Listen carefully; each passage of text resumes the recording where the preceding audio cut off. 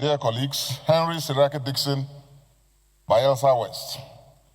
Mr. President, first of all, I would like to commend the sponsor who led the lead debate and chairman of the Committee on Electoral Matters, of which I'm a member, for bringing this very important matter for our discussion. And having listened to the lead debate and all the very moving and passionate contributions of all members, with which I totally agree, I just felt I should add a thing or two.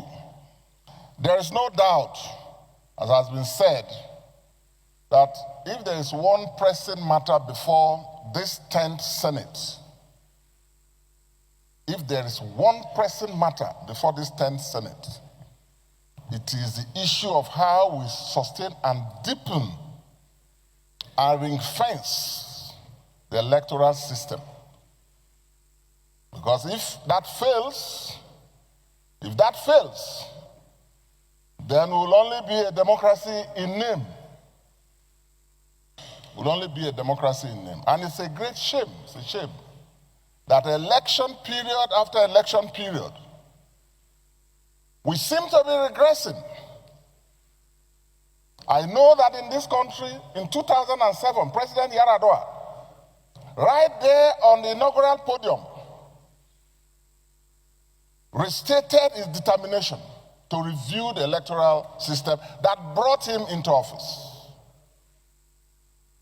After Yar'Adua, 2015, a sitting president who appeared to be losing without even waiting for the final tally to be called, President Jonathan, and by the way, from the great state of Bayelsa too, made that historic call. And I was there in the room with him. The effort was to deepen and elevate Nigeria's democracy. And thereafter, 2019, we didn't see how that improved our system. So in some way, without casting blame or pointing fingers, we appear not to have built on the momentum that has been established, to the extent that, as I said the other day, and I note Mr. President's very patriotic utterance when he said, well, our country has done it before, and you're right.